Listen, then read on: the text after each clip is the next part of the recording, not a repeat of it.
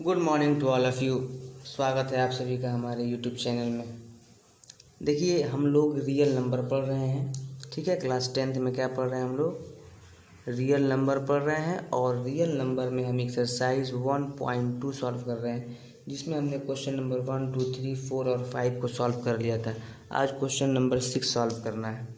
देखिए क्वेश्चन 6 में ये कह रहा है कि एक्सप्लेन करो कि ये नंबर एक नंबर ही होगा, आप ये सब मल्टीप्लाई करके ऐड करोगे तो ये पूरा एक नंबर ही आएगा। ये नंबर और ये नंबर, ये पूरा एक ही नंबर होगा।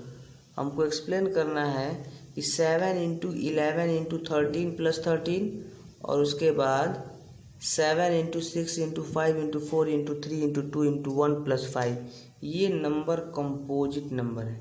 देखिए सवाल क्या है, एक्सप्लेन करो कि ये नंबर कंपोजिट नंबर है। तो कोई नंबर कंपोजिट नंबर है, ये कैसे एक्सप्लेन करेंगे हम?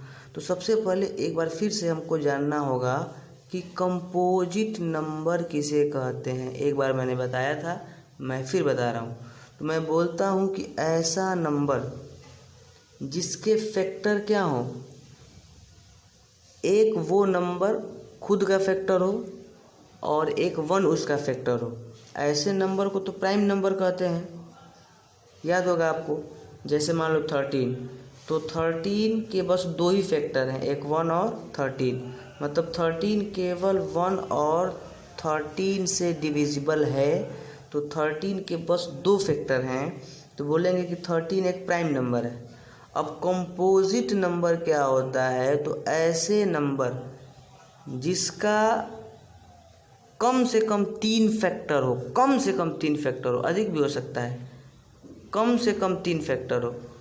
एक तो हर नंबर खुद का फैक्टर होगा और एक सबका फैक्टर होगा। इन दोनों के अलावा कम से कम उसका एक और फैक्टर हो, तो वो नंबर आपका कंपोजिट नंबर कहलाता है। तो इस नंबर को अगर हमको कंपोजिट नंबर दिखाना है, तो हमको ये दिखाना होगा कि इस नंबर का एक और ये नंबर खुद 1 और ये नंबर खुद के अलावा एक और ऐसा नंबर है जो इसका फैक्टर है, हमको ये दिखाना होगा। जैसे 12 का फैक्टर 1 है, 2 है, 3 है, बहुत ज़्यादा है, 4 है, 6 है, 12 है। ये 12 के इतने फैक्टर है, तो 12 एक कंपोजिट नंबर है।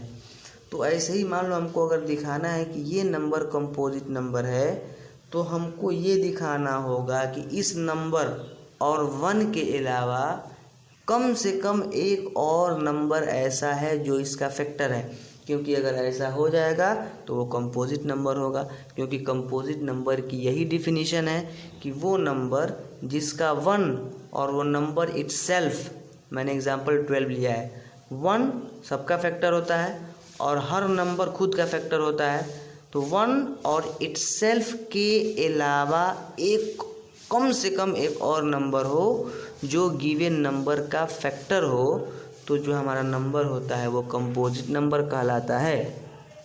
तो हमको इसमें यही दिखाना है कि इस नंबर का फैक्टर क्या है। बहुत आसान सवाल है, ये जो पूरा एक नंबर ही ना होगा, इस मल्टीप्लाई करके ऐड करोगे तो पूरा एक नंबर आएगा। तो इस नंबर का हमको फैक्टर दिखाना है कि एक और ये नंबर खुद, ये तो 2 इसके फैक्टर होंगे ही, इसके अलावा एक और फैक्टर है, हमको ये दिखाना है। तो बस वो दिखा देंगे तो हम ये प्रूफ कर देंगे कि ये जो हमारा गिवन नंबर है वो कंपोजिट नंबर है। देखिए कितना आसानी से ये प्रूफ होगा। बस समझ में आ गया कि प्रूफ में हमको दिखाना क्या है, कंपोजिट नंबर दिखाने के लिए हमको करना क्या है। आप लोग ध्यान से सुनेंगे, सारी बातें समझ में आएंगी। जैसे पहला हम बात करें, पहला हमारा जो इसमें दिया था 7 × 11 × 13 + 13। तो आप ये बताओ, इसमें 13 तो कॉमन है, ये एक टर्म हो गया, ये दूसरा टर्म हो गया, ये 13 कॉमन हो गया। तो 13 जब कॉमन हो गया तो आप 13 कॉमन कर लो। 13 जब आप कॉमन करोगे तो क्या बचेगा? 7 × 11, ठीक है, × 1। 13 की जब 1, 7 × 11 × 1 और +1, ये बचेगा। तो आपका ये हो जाएगा 13 × ये आप मल्टीप्लाई करोगे तो 77 + 1 हो जाएगा ना, और फिर आपका ये हो जाएगा 13 × 78।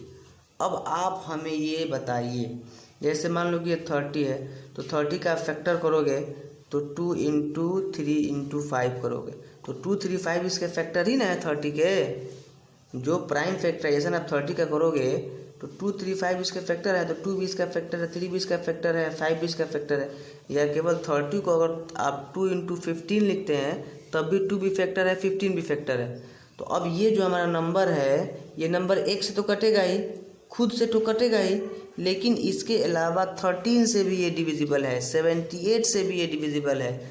तो it is clear that the given number, it is clear that 13 is factor. देखो अब 13 भी कह सकते हो कि क्लियर है कि ये जो नंबर है इस नंबर का 13 फैक्टर है। तो ये जो गिवन हमारा नंबर था जिसको कंपोजिट दिखाना था, ये खुद नंबर अपने आप से डिविजिबल होगा, 1 से डिविजिबल होगा और 13 से भी डिविजिबल होगा, 78 से भी डिविजिबल होगा। तो इसका मतलब ये है, इट इज़ क्लियर दैट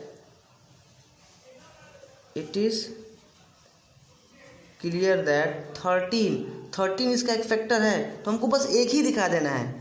ऐसा नहीं है कि 78 भी फैक्टर है, 13 भी फैक्टर है, और भी इसके फैक्टर होंगे, लेकिन कम से कम हम एक तो दिखा दें कि 1 और इस नंबर के अलावा बस एक इसका और फैक्टर हो जाएगा तो वो कंपोजिट नंबर हो जाएगा। और भी हो सकते हैं, जैसे मान लो कि हमको 12 को कंपोजिट नंबर दिखाना है तो 112 तो इसको फैक्टर है ही, बस हमको 6 भी दिखा देंगे कि 6 इसका फैक्टर है तो ये हो जाएगा कि 12 एक कंपोजिट नंबर है। वरना इसके फैक्टर तो 2 भी होगा, 3 भी होगा, 4 भी होगा, कम से कम एक दिखा दो कि इसका फैक्टर है। तो ये जो ऐसे मल्टीप्लाई के फॉर्म में आ गया, इसका मतलब अभी हम पीछे बताए हैं, कि मान लो कि 30 है, ये 3 × 5 × 2 हो गया। तो जो मल्टीप्लाई के फॉर्म में आता है, प्राइम फैक्टराइजेशन में जो नंबर आते हैं वो इसके फैक्टर होते हैं। तो ये इसके मतलब जो गिवन नंबर है, आप ध्यान से बात को समझिए। तो इसी तरह से इसके प्राइम फैक्टर, इसका हमने फैक्टराइजेशन किया तो ये और ये आ गया, तो ये इसका फैक्टर है। तो इसका मतलब एक और ये नंबर के अलावा 13 भी इसका फैक्टर है, 78 भी है लेकिन हम 13 को लिखेंगे, 13 इसका फैक्टर है। Therefore it is clear that 13 is factor of given number. Given number means ये given number. Therefore 7 × 11 × 13 + 13 is a composite number.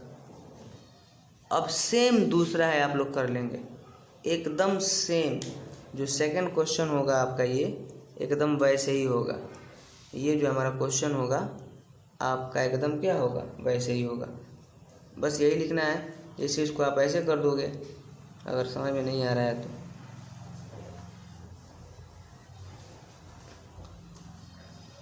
जैसे अगर सेकंड क्वेश्चन है 7 × 6 × 5 × 4 × 3 × 2 × 1 + 5, तो यहाँ से 5 कॉमन कर लोगे, 5 कॉमन करोगे तो 5 कॉमन होगा, 7 × 6 × 4 यही बचेगा ना, 7 × 6 × 4 × 3 × 1 और +1 बचेगा। अब ये 5 × ये पूरा करोगे, मल्टीप्लाई क्या करना है छोड़ दो, बस ऐसे ही इस तरह से भी तुम बस लिख सकते हो, केवल यहाँ भी तुम लिख सकते हो। अगर आप चाहो तो केवल यहीं भी आप लिख सकते हो। अब ये मल्टीप्लाई करेंगे ज़्यादा होगा इसीलिए मैं कर नहीं रहा हूँ। ये आपका हो जाएगा 42 मल्टीप्लाइड बाई 4 मल्टीप्लाइड बाई 3 + 1। तो बस क्लियर तो यहीं से हो गया कि इस नंबर का 5 भी एक फैक्टर है। तो लिख दोगे कि इट इज़ क्लियर दैट, आप यहीं भी छोड़ सकते हैं, जरूरी नहीं है कि मल्टीप्लाई करके जैसे हमने पीछे लिखा था वो लिखा जाए। आप ध्यान दीजिए, जैसे पिछले वाले में हमने 13 कॉमन किया था तो ब्रैकेट में 7 × 11 × 1 + 1 आया था ना, तो आप जैसे हमने फिर इसको मल्टीप्लाई करके 78 लिखा था, आप मत लिखिए, आप बस यहीं से लिख दीजिए जो मैं लिख रहा हूँ कि ये 13 फैक्टर हो गया। इट इज़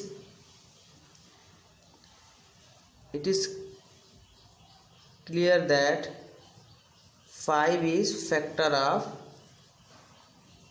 5, 5 से नंबर डिविजिबल है, 5 is factor of given number, therefore जो गिवन नंबर है 7 into 6 into 5 into 4 into 3 into 2 into 1 plus 5 is a composite number. तो आपको कॉन्सेप्ट समझ में आया होगा कि कंपोजिट नंबर क्या होता है और कैसे होता है। इसके बाद हमारा एक लास्ट क्वेश्चन है, ठीक है, क्वेश्चन नंबर 7, ये आप लोग नोट भी कर लिए होंगे।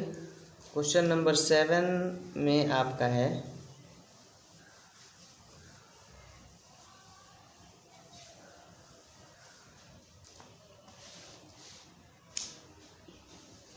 कह रहा है कि there is a circular path around a sport field, एक स्पोर्ट फील्ड में सर्कुलर पाथ है, ठीक है। Sonika takes 18 minutes to drive 1 round of the field, मतलब जो ये सोनिया है, मान लो कि सोनिया पूरा एक चक्कर लगाने में 18 मिनट का समय लेती है, जबकि रवि जो है वो 12 मिनट, इसी को लगाने में रवि 12 मिनट का समय लेता है, ठीक है।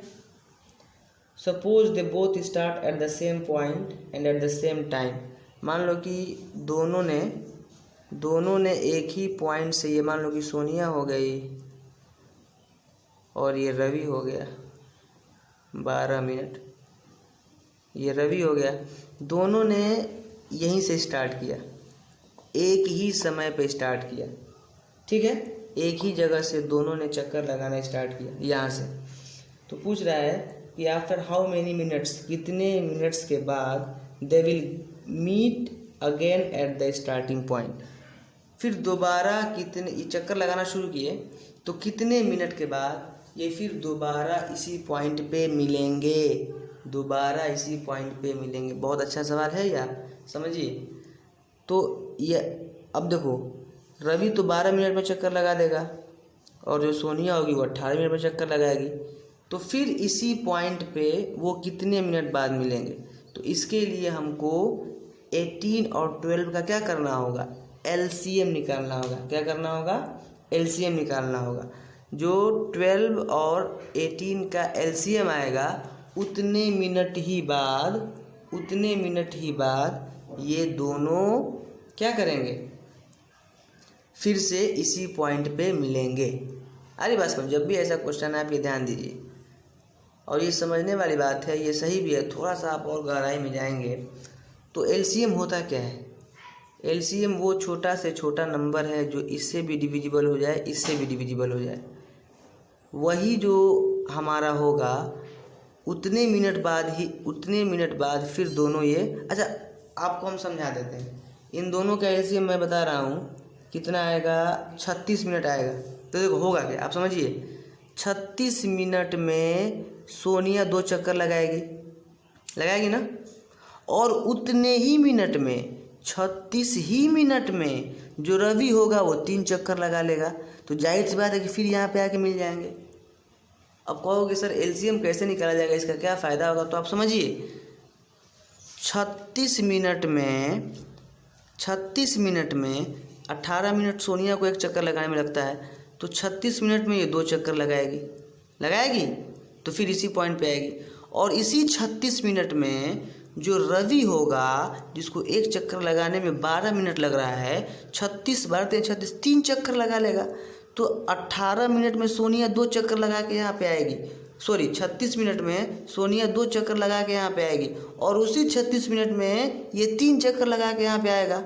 इसका मतलब 36 मिनट बाद आफ्टर 36 मिनट वो फिर से इसी पॉइंट स्टार्टिंग पॉइंट पे मिलेंगे। अच्छा एक और बात बताएं, ज़रूरी नहीं है, अब देखो 76 मिनट बाद भी वो दोनों मिलेंगे। 76 मिनट में 72 मिनट बाद फिर वो दोनों मिलेंगे, लेकिन वो सबसे कम समय वाला होता है, मतलब अभी शुरू किए तो कम से कम कितने समय में वो एक साथ मिल जाएंगे, वरना 72 मिनट बाद भी दोनों मिलेंगे एक साथ, सोनिया और रवि। देखो कैसे, 72 मिनट में after 72 minute Sonia takes 3 complete revolution, है ना,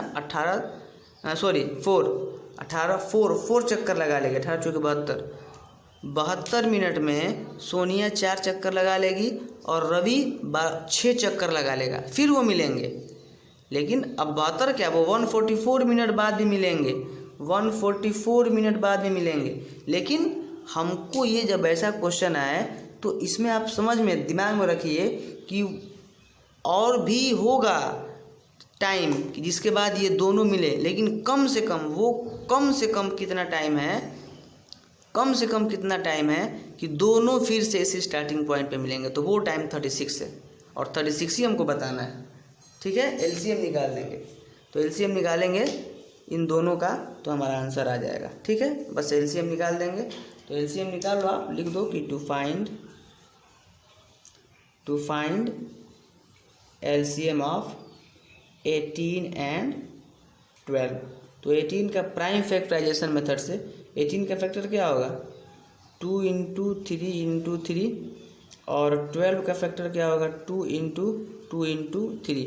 अब जब हम एलसीएम निकालते हैं 18 और 12 का, तो मैंने कहा है कि जो जहाँ अधिक बार होता है उसको लिखते हैं। तो यहाँ पे 3 अधिक बार है और यहाँ पे 2 अधिक बार है, मतलब 2 अरे बात समझ में, यहाँ पे 3 एक बार है तो नहीं लिखेंगे, यहाँ पे 3 2 बार है, 2 एक बार है, तो जो अधिक बार है वो लिख लो। यहाँ पे 2 2 बार है, 3 एक बार है, तो ये लिख लेंगे। तो ये क्या आएगा, 36 आएगा, 36। तो लिखेंगे Sonia and Ravi will meet again, question के हिसाब से मैं लिख रहा हूँ, will meet again at the starting point,